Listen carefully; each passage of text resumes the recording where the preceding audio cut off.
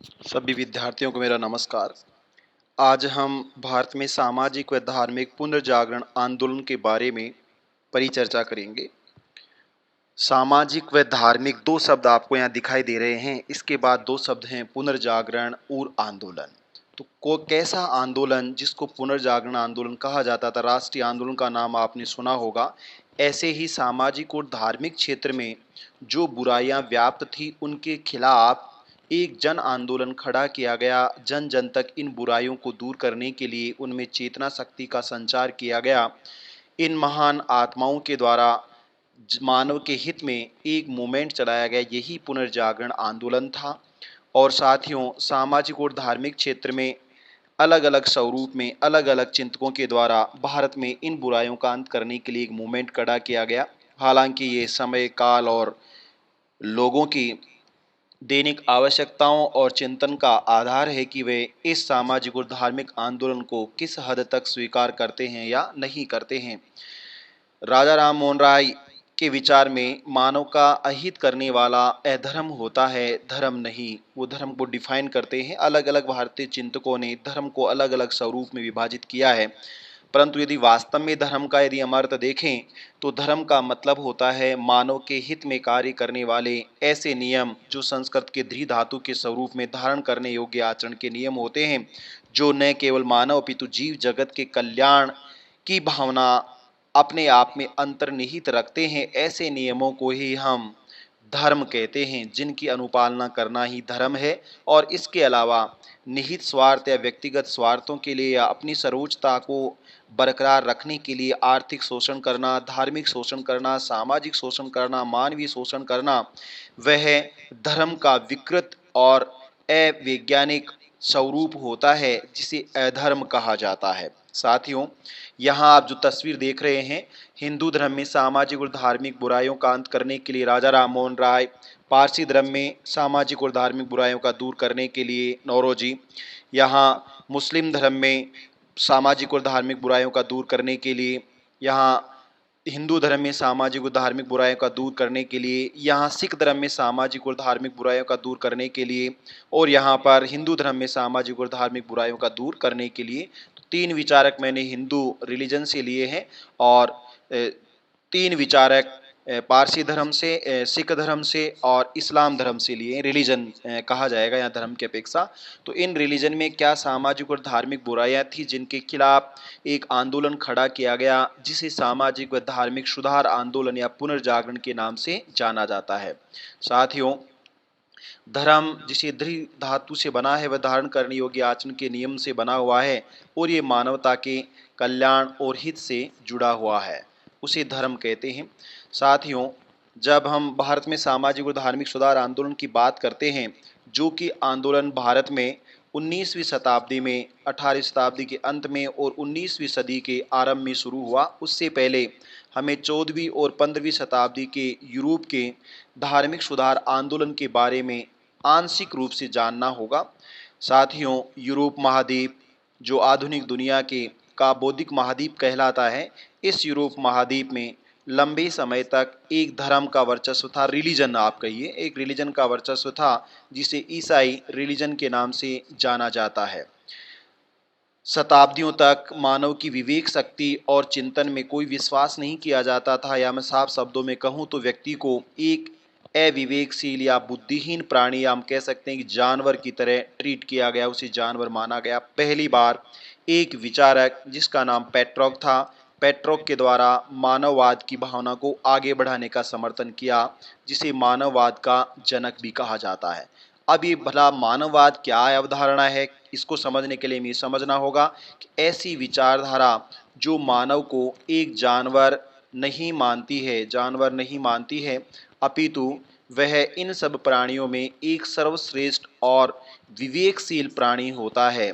तो जो व्यक्ति की बुद्धि में और विवेकशीलता में विश्वास करती है, ऐसी अवधारणा को ही मानववाद कहा जाता है, जो मानव को अपना केंद्र बिंदु मानती है। यूरोप में ईसाई धर्म की बुराइयों के विरुद्ध जो आंदोलन खड़ा हुआ, उसे ही यूरोपीय पुनर्जागरण के नाम से जाना जाता है। साथियों, ये वर्ड जो आपको दिखाई दे रहा है पुनर्जागरण, इसका मतलब हमेशा ही धर्म का बोलबाला नहीं रहा। अपितु जो धर्म था वह जब रिलीजन में कन्वर्ट हो गया तो उसमें अनेक सामाजिक और धार्मिक बुराइयों का भी आगमन हो गया।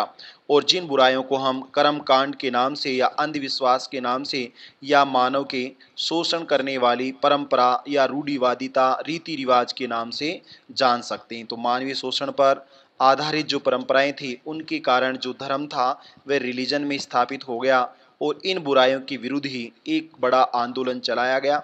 इस आंदोलन की श्रृंखला में मानवीय विवेक और बुद्धि का प्रयोग किया गया। जहां आपने सुना होगा लियोनार्डो दा विंची जिसने मोनालिसा का चित्र बनाया, ऐसे ही कागज का आविष्कार हुआ, लेखन कला का आविष्कार हुआ, छापे खाने का आविष्कार हुआ। इन तमाम तरह की यूरोपीय खोजों ने, समुद्री खोजों ने दुनिया को एक दूसरे से जोड़ा और मानव की जो विवेक शक्ति थी उसको स्थापित किया गया। कोपरनिकस के द्वारा, गैलीलियो के द्वारा, न्यूटन के द्वारा, तमाम ऐसे विचारकों के द्वारा नवीन शोध और अनुसंधान को सामने लाया गया। हालांकि इस रिलीजन की सत्ता के प्रभुत्व का सामना अनेक लोगों को अपनी जान देकर करना पड़ा, फिर भी ये आगे बढ़ा।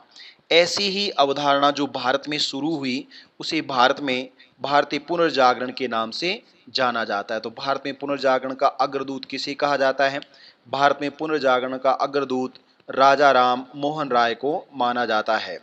राजा राम मोहन राय जिनका जन्म 18वीं शताब्दी में हुआ और 18वीं शताब्दी में ही इन्होंने भारतीय पुनर्जागरण आंदोलन की बागडोर संभाली। तो विशेष रूप से न केवल राजा राम मोहन राय हिंदू धर्म के लिए अपितु सभी धर्मों में अलग अलग नेतृत्वकर्ताओं के द्वारा, धर्म सुधारकों के द्वारा इन बुराइयों को दूर करने का प्रयास किया गया। हालांकि धर्म सुधारकों के द्वारा किया गया ये प्रयास उतना सफल नहीं हुआ जितना सफल होना चाहिए था। तो ऐसे लोगों को मानव की विवेक शक्ति जो धर्म रिलीजन के माया जाल में अंधकार में चली गई थी या एक ऐसे जंजाल में फंस गई थी जहां उसकी बुद्धि और विवेक पर विश्वास करना छोड़ दिया गया था, वहां फिर से व्यक्ति की विवेक शक्ति को तवज्जो दी गई। यही पुनर्जागरण है, सोए हुए लोगों को पुनः जगाना। अर्थात जिनमें विवेक तो था परंतु धर्म के पर्दे के कारण उनका जो विवेक था उस विवेक पर रिलीजन का पर्दा आ गया, जिसके कारण इस पर्दे के कारण वे अपनी बुद्धि को और विवेक को नहीं समझ पाए और इसी का परिणाम था कि वे शोषण के शिकार थे। इस शोषण के अलग अलग स्वरूप थे, विशेष रूप से आर्थिक शोषण, धार्मिक शोषण, सामाजिक शोषण, सबसे और मानवीय शोषण केंद्र बिंदु पर था। इस शोषण से मानवता को मुक्ति दिलाने के लिए हिंदू धर्म में सबसे ज़्यादा जो बुराइयां थी उनको दूर करने के लिए नंबर 1 पर राजा राम मोहन राय के द्वारा, ज्योतिबा फुले के द्वारा, स्वामी विवेकानंद के द्वारा, दयानंद सरस्वती के द्वारा, इन सब लोगों ने जिनके बारे में हम आगे बातचीत करेंगे, इन लोगों के द्वारा सुधार आंदोलन को आगे बढ़ाया गया।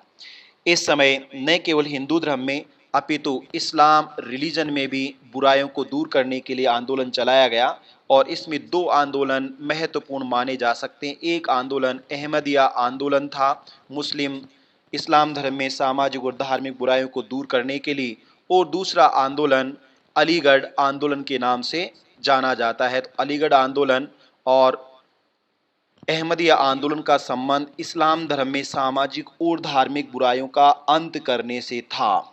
सिख धर्म में जो बुराइयां थी उन जिन बुराइयों ने सामाजिक और धार्मिक बुराइयों ने घर कर लिया था, उन सामाजिक और धार्मिक बुराइयों को दूर करने के लिए एक सिंह सभा का गठन किया गया और इस सिंह सभा के नेतृत्व में ही सामाजिक और धार्मिक क्षेत्र की बुराइयों को दूर करने के लिए सिख धर्म में एक बड़े स्तर पर आंदोलन चलाया गया। साथियों, ऐसी बुराइयों ने पारसी रिलीजन में भी घर कर लिया था और पारसी रिलीजन में इन बुराइयों को दूर करने के लिए एक सभा का गठन किया गया जिसे रहनुमाई माजदान सभा, रहनुमाई माजदान सभा के नाम से जाना जाता है। और इस सभा के द्वारा पारसी धर्म में जो बुराइयां थी उन बुराइयों को दूर करने के लिए कार्य किया गया। भारतीय विशेष रूप से हिंदू धर्म में ब्रह्म समाज अलग अलग प्रदेशों में अलग अलग ब्रांचों के नाम से जाना गया। विशेष रूप से महाराष्ट्र में इसे प्रार्थना समाज और परमहंस मंडली के नाम से जाना जाता था और पंजाब तथा उत्तरी भारत में विशेष रूप से इसे आर्य समाज के नाम से जाना जाता था। तो आर्य समाज का नाम आपने सुना होगा। तो ऐसे आर्य सोसाइटी के द्वारा, समाज के द्वारा जो सामाजिक और धार्मिक क्षेत्र में बुराइयां विद्यमान थी, जिन बुराइयों के कारण व्यक्ति का शोषण होता था, इन शोषण का अंत करने के लिए ही इन समाज सुधारकों ने एक आंदोलन शुरू किया, जिसे धार्मिक और सामाजिक सुधार आंदोलन अथवा भारत में सामाजिक और धार्मिक पुनर्जागरण आंदोलन के नाम से जाना जाता है। साथियों, न केवल एक विशिष्ट रिलीजन में अपितु सभी रिलीजन में ऐसी बुराइयों ने घर कर लिया था। और इसलिए जब भी आप भारत जैसे देश को समझना चाहते हैं, अन्य किसी देश को समझना चाहते हैं, तो हमें उस देश को समझने के लिए धर्म को समझना पड़ेगा, क्योंकि जितनी भी हमारी सामाजिक, धार्मिक और आर्थिक गतिविधियां हैं, वो सभी सामाजिक, धार्मिक और आर्थिक गतिविधियां धर्म पर आधारित हैं। और जैसा विवेकानंद के लिए कहा भी गया है कि टैगोर साहब कहते हैं कि यदि भारत को कोई समझना चाहता है तो उसे विवेकानंद को पढ़ना होगा। तो इसका मतलब है कि धर्म तो मैं नहीं कहूँगा, धर्म जो था वो एक अलग स्वरूप था। और धर्म जब तक वैदिक साहित्य में इसका यूज किया गया, वह सबके लिए समान था, यानी समानता से जुड़ा हुआ था। वह सबके लिए समान व्यवहार करता था, उसमें कोई ऊंच नीच नहीं थी, और कार्य प्रणाली के आधार पर व्यवस्थाओं को स्थापित किया जाता था। लेकिन जैसे ही धर्म ने रिलीजन का पर्दा ग्रहण कर लिया, इसका मतलब उसने अपनी एक विशिष्ट पहचान बना ली, जैसी पहचान दूसरे के पास नहीं होनी चाहिए, तभी इसे रिलीजन के नाम से जाना जाने लगा। तो अब हम ये कहें कि आधुनिक दुनिया के जिन भी कृत्यों को आप समझना चाहते हो, उन कृत्यों को समझने के लिए हमें क्या करना पड़ेगा? उन कृत्यों को समझने के लिए हमें धर्म, रिलीजन को समझना पड़ेगा कि उस देश का रिलीजन क्या है, क्योंकि इस रिलीजन पर ही उस देश की सभी गतिविधियां, जिनमें नंबर एक पर कहा जाए तो धार्मिक गतिविधियां, आप कहिए नंबर एक पर ऐसी गतिविधियां जो धर्म से जुड़ी हुई हैं, पूजा पाठ से जुड़ी हुई हैं, उपासना से जुड़ी हुई हैं, मंदिर, मस्जिद, गिरजाघर, गुरुद्वारा से जुड़ी हुई हैं, वो सभी गतिविधियां धार्मिक गतिविधियां मानी जाती। ऐसी गतिविधियां जो मानव के द्वारा अपने जीवन, सांस्कृतिक जीवन में, आध्यात्मिक जीवन में अपनाई जाती हैं, वो सभी गतिविधियां सामाजिक गतिविधियां कहलाती हैं। ऐसी गतिविधियां जो व्यक्ति के आर्थिक जीवन से जुड़ी हुई हैं, कहीं ना कहीं वो सामाजिक और धार्मिक क्रियाओं पर आधारित होती हैं। उन सब क्रियाओं को समझने के लिए हमें रिलीजन को समझना पड़ेगा। और इसके अलावा मानव के द्वारा जो गतिविधियां की जाती हैं, तो चारों चीजें, कोई भी धार्मिक कार्य, कोई भी सामाजिक कार्य, कोई भी आर्थिक कार्य और कोई भी मानव के द्वारा किया जाने वाला कार्य, उस कार्य को यदि हमें समझना है तो उसके रिलीजन को समझना होगा।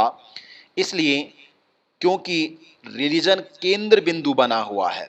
जैसे सामान्यतः ये स्थिति है कि शिक्षा के साथ विज्ञान, वैज्ञानिक दृष्टिकोण, जैसा भारतीय संविधान के मौलिक कर्तव्यों में भी कहा गया है कि वैज्ञानिक दृष्टिकोण, मानववाद को बढ़ावा दिया जाएगा।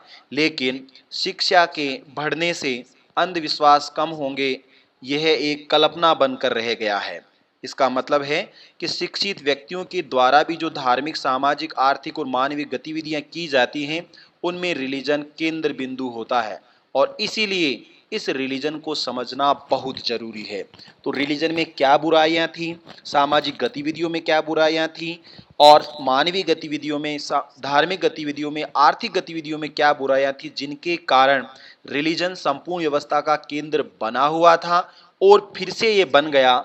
यद्यपि 18वीं और 19वीं शताब्दी में भारत में सामाजिक और धार्मिक सुधार आंदोलन हुआ, परंतु साथियों, आपको ये जानकर सच से आश्चर्य होगा, जो हम भी जानते हैं सभी लोग, कि राजा राम मोहन राय उतने प्रसिद्ध नहीं हैं जितने महात्मा गांधी हैं या भारत के अन्य कोई विचारक हैं।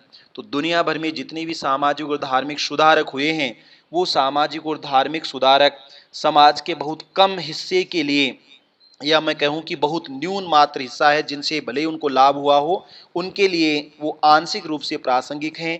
बाकी उन्हें समाज के दुश्मन के रूप में माना जाता है और अपने अपने लाभों के लिए उनका इंटरप्रिटेशन, उनके विचारों का इंटरप्रिटेशन अपने हिसाब से किया जाता है।